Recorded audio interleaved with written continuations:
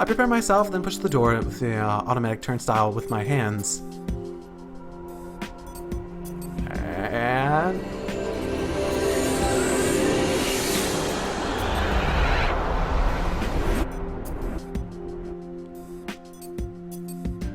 I'm not dead. What? Huh. Okay. For some time, my consciousness feels like it's gotten hazy. When my head clears, I can hear the sound of chatter. Could it be? Oh, what's wrong? Oh, is this meant an aquarium, isn't it? Yeah, that's right. You can purchase tickets over there. Noticing that I look disorientated, a woman speaks to me in a kind voice. Her uniform is the same, but her manner is quite different than, Saginuma-san's. You mean Hiroshi? Oh, no, the crazy science lady. Could it be? I have no room for any doubts. Numerous people are entering and exiting through the gate. I can't hear any strange screams either. I was able to get back. But how do I get back in there to save Himino? That's also the other question, isn't it? But I have no time for relief. There are some problems that remain unsolved. I'd like a return ticket, please. I hold up my ticket and complete the re-entry procedure. I pass through the gate and only find customers having their fill of the aquarium. Oh crap, the Fish of Tokyo Bay booth is exactly the same as it was before. I'm able to pass through the tunnel tank normally. There is no danger of anything like the flying cutlass fish. In the Fish of the World booth, there are tons of brightly colored fish. There's no mummified dead bodies or fragments of destruction. The jellyfish booth is as pretty as ever. However, with no phenomenon taking place, this only causes my uneasiness to grow. I can't get back. The fact that I came back but now can't return is quite a contradiction. But that's the way it is after all. I want to return to the Manson Aquarium that's full of phenomena. A different dimension, side-by-side worlds, parallel worlds, whatever they really are is irrelevant. I just need to return to Himino's side. What do I do? I get fucked, that's what. Ah, crap. I run through the entire aquarium once. Even so, nothing happens. That Manson Aquarium with the heavy atmosphere, it's gone away somewhere. Big sister. Mari? I'm aware that it's an auditory hallucination. I just wish she could hear me.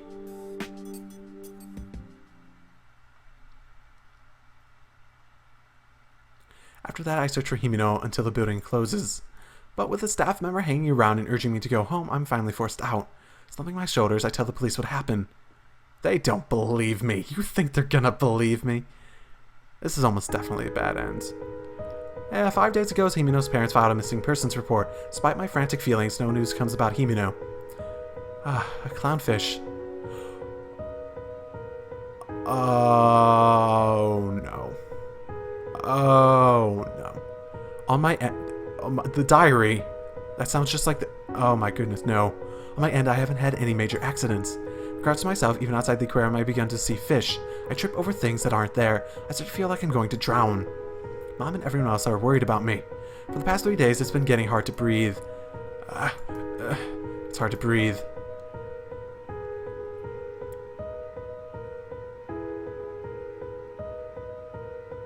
Finally, 1 week later, I'm in a bed. Yes, I've been admitted to a hospital near Manten. While the cause is unknown, my lungs seem to be failing. I can't breathe without a machine to assist me. Wonder how long I'll be hospitalized. As far as I love reading, I've grown tired of even that.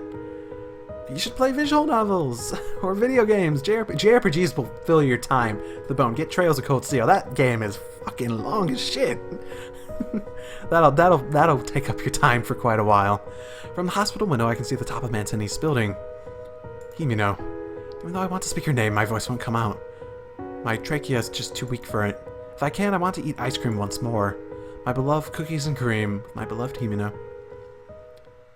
And dead. Future of the Reckless.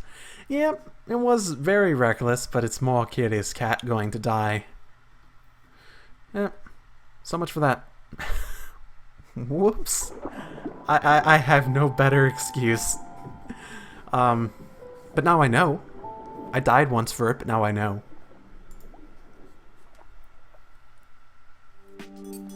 So I'm starting to think it's a safe bet that the red ones means, oh, bad end time. Is that like, that could be like an actual setting. Some things have that. Some games have that where they like designate, oh, you can die on these. Nah, it's just a standard part of the game. No, I should stop. The test having gone well, it still isn't a guarantee that I can get through back to Manton Aquarium where the phenomena are happening. Even if I succeed, I'll be separated from Himeno. But I'll definitely get home. Mutter to myself, since it's strange, it's as if I'm talking to the entrance gate, but it's a declaration of my resolve. What are the chances that I get back to the entrance gate and it's different that time and I can't get back that way? That's a possibility too, considering the discussion we had earlier. As I move forward, I spot the souvenir shop. It makes sense that I'm going back the way I came, but it gives me mixed feelings. Huh. It is there that I witness an unexpected sight. The girl from earlier standing in front of the souvenir shop, apparently lost in thought. You. So the coordinates where the doorway lead to has been fixed by someone. Otherwise, there would be no way you would have come across me being attacked by the orca in the machine room. I don't really get what the girl who is reassuring herself is saying, so I change the subject. Wait, what's wrong? Did something happen at the souvenir shop? Just now, it looks like someone went inside. Someone. I don't know. It was just as they went in. But thanks to whoever it was, the coordinates are fixed on a safe place. Could it have been Mari? Your missing little sister, right? I'm sorry, but no, it's definitely an adult. I glance over at the entrance to the souvenir shop. Even as I peer through the semi-transparent wall, there are no human shadows. Still, if the person she saw walk through the door and move to different coordinates, it wouldn't be strange if there's no one in there. I think I get what she's saying, that there are different instances of the room, that a person can, if it's different every time you open the door, that means the rooms, even if they have different versions of themselves, it's always the same room. So if another person enters the room, then logically, that means they would be entering the same instance. There aren't, like, I guess multiple servers is another way to say it. There aren't multiple servers, different ways to actually... Yeah, I think that's a good enough explanation. Still, if the person... Yep. The girl said it was an adult. Could have been... Oh, that's a scary thought. Could it have been Hiyoshi-san? Hiyoshi, who's that? Someone who saved me when I was caught up in the dangers of the Manton Aquarium. He went crazy in a staff passageway and I, moved ahead on my own. After I explained it as simply as possible, for what happened back there, the girl just nods and says, Well, he might have regained his sanity and found an exit, or he might be wandering around, still crazy. Whichever it is, I think it's worth checking out. Hiyoshi-san seems like he knew things about Manton Aquarium. Well, why don't you go? I'll be waiting here. Aren't you coming with me? Got all the way through my throat before I gulped it back down. Either way, if he's not here, we might not be able to go through the door and return to this safe place. Right, I don't know this Hiyoshi-san's face, so it's better for you to go. Come back in 5 minutes. If you don't, you'll leave me. Of course, the two of us both dying or getting hurt would just be stupid. Yeah, she has a point. She's mean, but she has a point. Got it. Oh, you're so sincere. I don't think you're mistaken in what you said. Well, I'll wait for you without worry. Okay.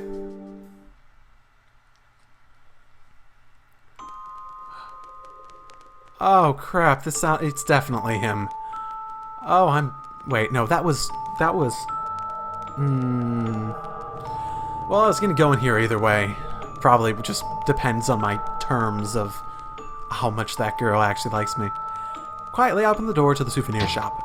The door closes on its own, not that I had even tried to leave it open. Thinking back on it, no matter what room I entered, the door always shuts on its own. The lights aren't on, but I can still see where I'm going by the light shining through the semi-transparent wall. The only thing I can't see is the girl. The scenery visible from this room seems to reflect the time distortion affecting the room as well. The fact that I become used to this strange phenomena is a little weird even to me. Souvenir shop hasn't changed that much from how I remember it. Numerous shelves are arranged so that the purpose of each is visible. There are some for confectionaries, stationery, and stuffed animals. The keychains and cell phone straps are in place that stand out. Since I can't find any calendars or magazines, I don't know how many years ago, from now that is, it is. Inside the glass balls on the shelves are specimens of shrimp and jellyfish. Their price is quite high. Maybe this is the present. As one would expect, there's no sign of a shopkeeper. I walk the perimeter of the store in a semicircle. I study the room carefully but find nothing. There's so many things that catch my interest, but I can't seem to get interested in picking them up and looking them over closely. That crystal-like necklace, the seal stuffed animal. Right now I have no interest in orca or jellyfish merchandise. I don't have a... Yeah, that's what trauma does to you. Now I know how being a dog, being made to wait for a treat feels. I should check over here as well. I go behind the cash register counter where I normally wouldn't be allowed to look. This is the staff's. This is what you would call a back room. There are boxes full of products, a safe, and even employee uniforms. It looks similar to the staff room where the girl and I saw the diary, only that this room is more narrow. Inside the back room I find a door.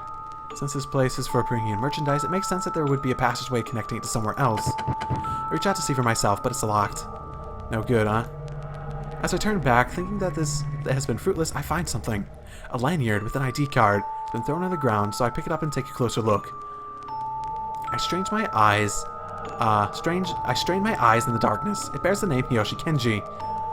Oh god, what could the possible difference between this be? 1, I call him what I have been calling him, or 2, I call him by the name he seems to actually want me to call him by, so maybe Crazy One won't kill me. This is Kenji-san's. The same as the employee ID that Hiyoshi-san had before we entered Manton Aquarium. There's no picture on it, so it's just words, but I remember it. The card is spotless. Unexpectedly, he's showing some propriety. So Hiyoshi-san has been here. Does that mean the one the girl saw was him? Could it be that he headed for somewhere else from this room, but he was able to lock the door? Well, just based on the fact that, I had that choice, I sort of think he's in the room. So, I mean, I probably would have thought that either way, but I was able to lock the door. When I entered the souvenir shop, he was already on the way out. I had only come after he locked the door, so I just missed him. I don't think there's anything else important here. I'll go back and tell that girl. I say this just as I realize it's almost been 5 minutes, so I'm glad this is a safe place. As if in reaction to the fact that I'm leaving, the sound of a dull thunk echoes. Ah! I let out a small scream.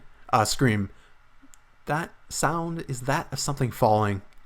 Even if in the gloom, I can make out the outline of what fell. What? It's just a frog. No, what here? There shouldn't be frogs in the souvenir shop. The proof of its identity is in the shiny exterior that doesn't belong to an ornament or toy. It's a large toad. I think it's the appropriately named giant toad. The reason I know about it is because the TV show was talking about it recently. The story was about how, in Australia, the toad had been imported for pest control, before they realized that the population had increased and was disrupting the ecosystem, which is probably part of the reason they have all those super strict import controls on animals. The characteristic of the species is a gland on its back of its head that looks like a wart, from which they can eject venom. Oh, that's how I'm gonna die. Okay. The venom was cited as a cause for alligators and other native species being killed.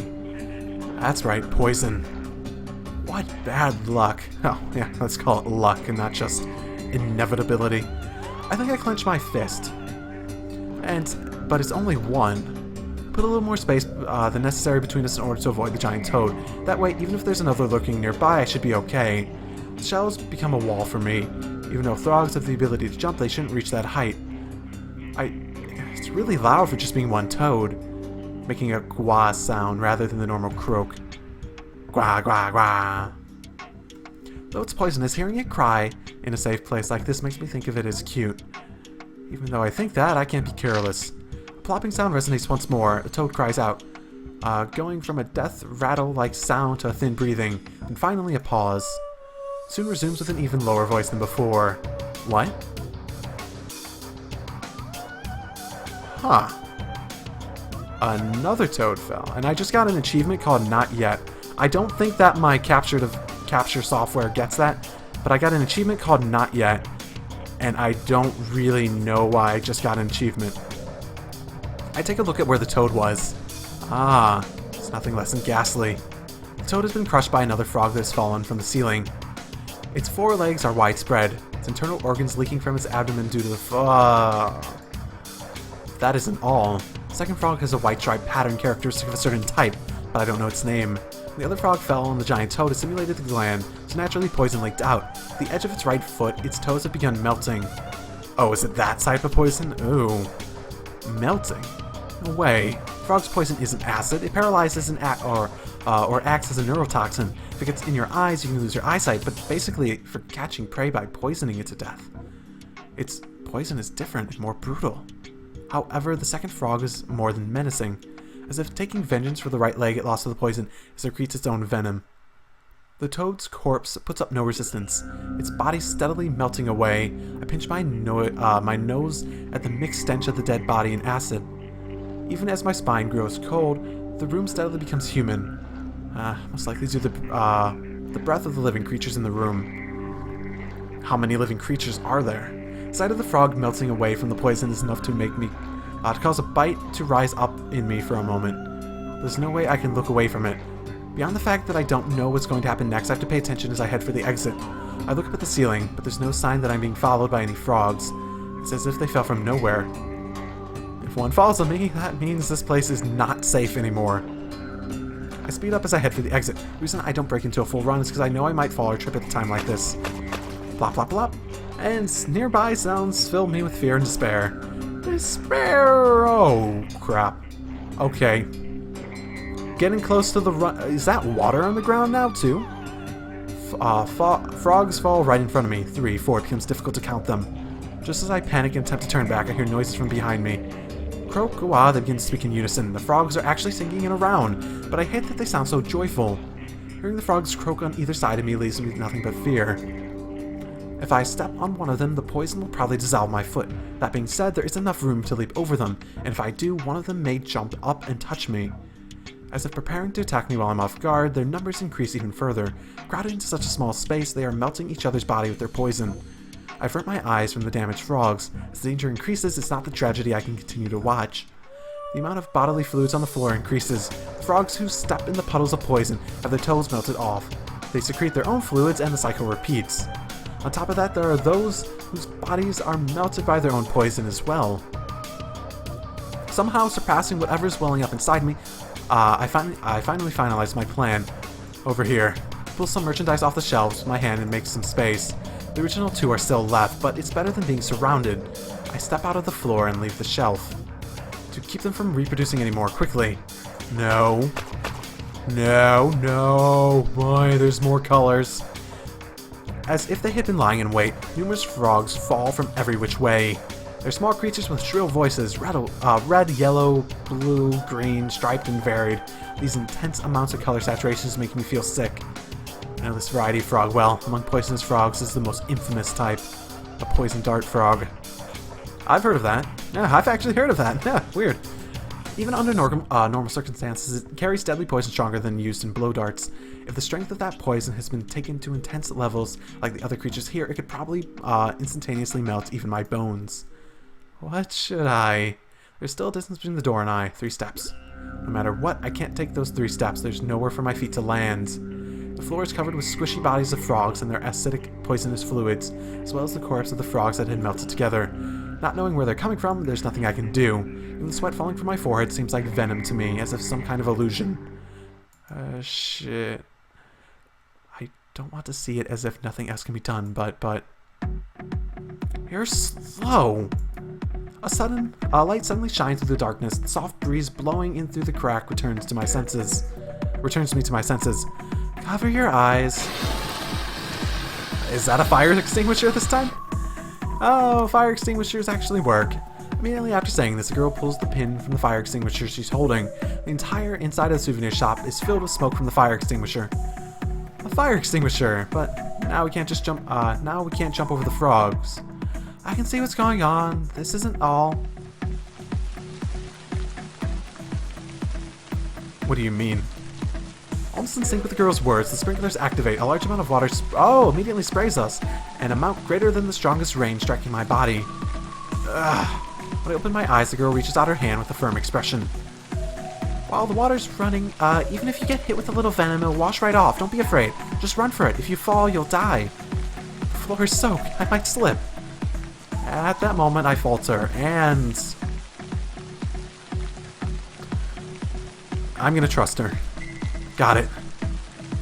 I have no time for doubt. I run through the rain from the sprinklers.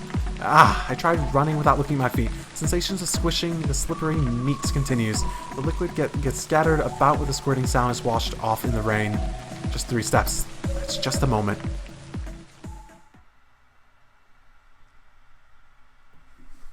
Yay! Trusting, competent people. Yay, it worked. This time running actually made sense. Idiot. Baka. Yeah, I can agree. I am very much an idiot for taking your suggestion to begin with. With one last step, I stumble. The girl grabs me with her extended hand and pulls me out. I collapse, but it's outside of the souvenir shop. The door is already closed. There are no frogs anywhere. Thank you, but it's already been more than 5 minutes, so why? As I catch my breath, I express my thanks to the girl. I just remember I owe you a debt. Oh, I thought you already repaid that. You are kind. I might have misjudged you a bit. You didn't misjudge me, and if you hesitated any further, I would have closed the door. But you believed in me, right? That I could do it. You're going to drive me nuts, so stop it with that stuff.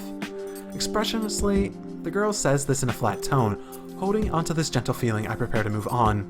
Speaking honestly, I want to rest here like this. My clothes are soaked and I've used up a lot of strength. However, it feels as though if I were to really relax, I might never be able to get up again. If I don't keep my momentum, I can't save Himeno. If I'm able to gain some relief from resting against the wall, the girl who rescued me seems to be resting just like I am. It's gotcha.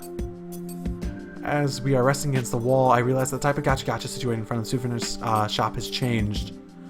How ironic. 5 years ago. What do you mean? You said it yourself, that your sister went missing 5 years ago. You remembered. Of course. Inside the gotcha machines, there are many keychains. They all have charms with various creatures attached to the droplets. Link between Mari and I. Now the item in my memories that links Himeno and I as well. My little sister, her name is Mari. I didn't ask. You see, 5 years ago... Okay, speaking of not asking, here's some more information. You see, 5 years ago, we had an argument over keychains. Mari wanted a jellyfish one, but I wouldn't trade with her. She disappeared sulking. She still didn't ask. I have this one. I take the keychain I received from Himeno out of my pocket. It's the one with the starfish attached to the droplet. Huh. I hold it out to the girl and realize there's something attached to the back. Oh, a picture printed on a sticker. Hey, that looks like her. That looks like no one I know. Who is that, Phoenix, right? It actually does sort of look like his design. If you extended the picture and you saw the spikes on the back. It's a pretty old sticker at that. A small girl and a man embracing her. Two of them are seen smiling and seem to be having a lot of fun. The man who's wearing a suit and seems quite serious is probably her father. The words Manson Aquarium run along the picture's border. The souvenir shop had a sticker photo booth, so I'm sure they took this picture here. More than anything else, I'm disturbed by the fact that the girl in the picture looks like Mari, but is not Mari. It's not just her face, but her long hair and that smile too. And her big sister, the girl seems like she could be Mari's twin. Hey, that's... Pointing to the keychain, the girl speaks. My consciousness is yanked back from my memories. What is it? I asked the girl, it looks just like her. Put 1 and 1 together, 2 and 2 together, 3 and 3 together. Oh my goodness. I asked the girl if she shows interest in the keychain, but I received no response. I averted my eyes. Her averted eyes tell me nothing. Your little sister, she went missing here, right? Huh? Yeah. The girl suddenly changes the subject back, leaving me a bit flustered. She doesn't press any further with questions. It's the same with my dad. Oh. Okay. Okay, so your father went missing here. Interesting. 5 years ago, too? Huh. But in my eyes, I know he's dead rather than missing, so it's different. I know he was murdered. Your father was murdered? Was he Koizuki or the one with the diary? That seems possible. I can't grasp the detached way the girl is speaking. She's talking about her own family member, but the girl is completely apathetic. She has the calm of someone reading a newspaper article aloud. Well, I'm going now. Wait, but I haven't heard all the girl's story yet, and if things get like they were before, it would be better if there are two of us. The words won't come out right, but the state of panic I'm in should be enough to express what I want to say. However, the girl stands her ground at the end. When I'm with you, you hold me back. Hold you back? What do you mean? If dying is what it takes for me to learn the truth, then that's fine. You can never resolve yourself to that. Fine with dying? You can't let yourself die. Shut up. Shut up. You're awful. You have a friend, Himeno, right? If you die, what happens to her? I have no idea whether or not this is a way of trying to encourage me. However, I understand that what she's trying to say. She's trying to say that each of us is on our own. Well, let's become friends. That way you can't say so easily that you're fine with dying, right? That's like so counterintuitive what she's trying to do. Mayumi. She's clearly saying she's fine with dying and she has her own goals and she's willing to die to achieve them. And if we're together, that means I probably would stop her from dying if it came down to it. And she'd also put her life on the line to save me because she knows I don't want to die because my goals require me not dying. And she might put her life on the line for that, and she might not get the truth that she dies because of that. That's what she's trying to say, and it's very reasonable, honestly. That part of you is exactly what I meant when I said you hold me back. Without answering the question, the girl pushes me away. Swiftly turning her back to me, the girl walks on ahead. What should have I done? I stay where I am until the girl's back becomes so small I can no longer see it.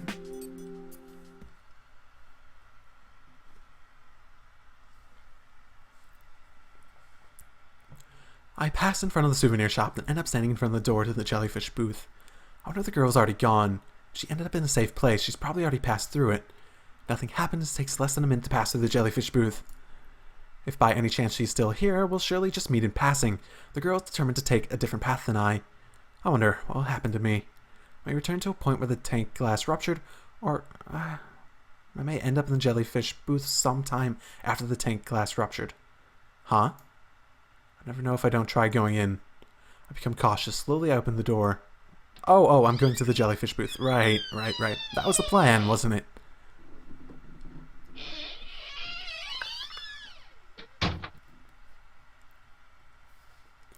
Huh.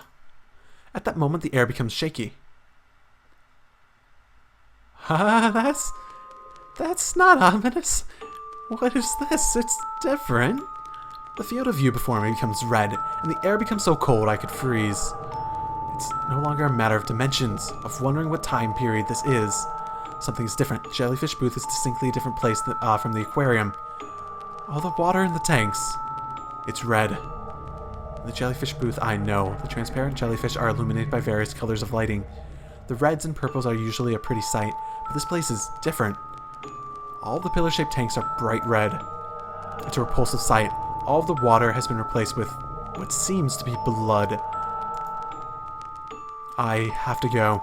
A bit confused, I take a step forward. Despite the fact that the floor at my feet should be solid, I stagger. My sense of equilibrium is off. I proceed 1, then 2 steps, and at this point I start to feel like I might fall. Even so, I head further inside. If I can pass through another door, I should be able to escape this bizarre phenomena. No matter what, I have to hurry.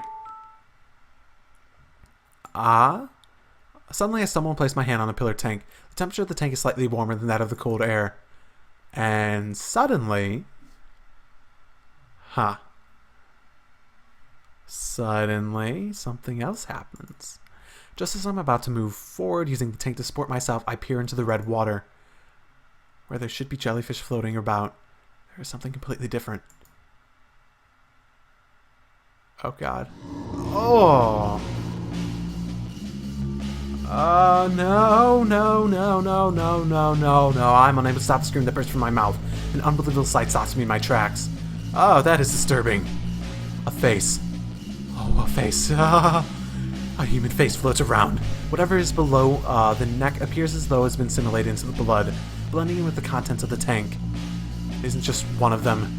Just as with the previous jellyfish booth, there are more and more. I wobble and break away from the tank, landing in my backside. I don't know whose face it is. It's not as if someone is someone I know. Oh god. But no matter whose face it is, they all seem to be staring at me, here in the heart of the jellyfish booth. Taking a step back, I see that all the tanks have human faces floating inside. There's some differences, but such as some faces being blank. Some have their eyes bulging out, and some have bloodshot eyes. They all are looking at me. What is this? That face over there has its nose twitching. The face's lips are trembling, and way over there, that one has a crease in its brow. Ba-dum-dum. My heart beats faster. Ba-bum, ba-bum, ba-bum. In rhythm with my heartbeat, I experience a hallucination that the faces of the tank are drawing closer. No, this is... What? Oh my goodness, no.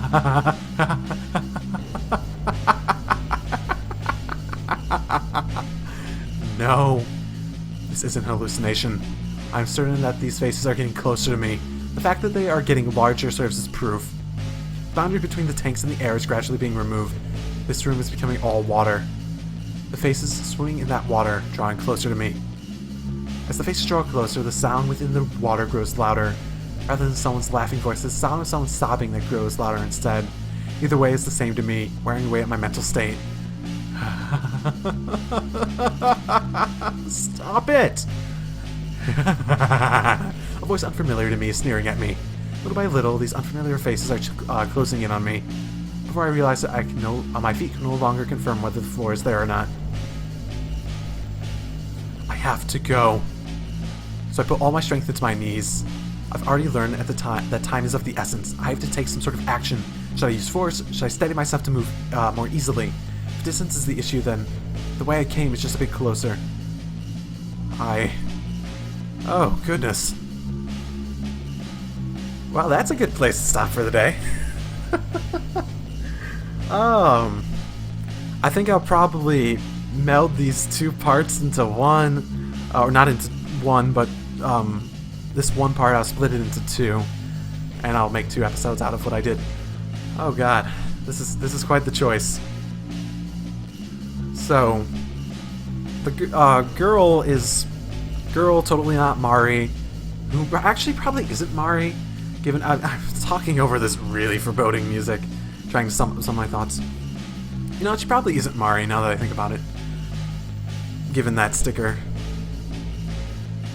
Because wasn't the story that